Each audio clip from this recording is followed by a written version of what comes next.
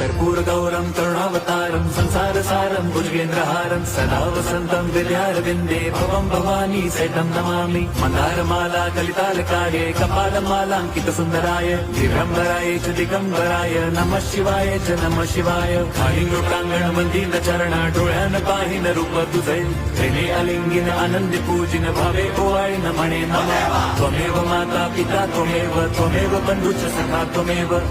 विद्या द्रवणं त्वमेव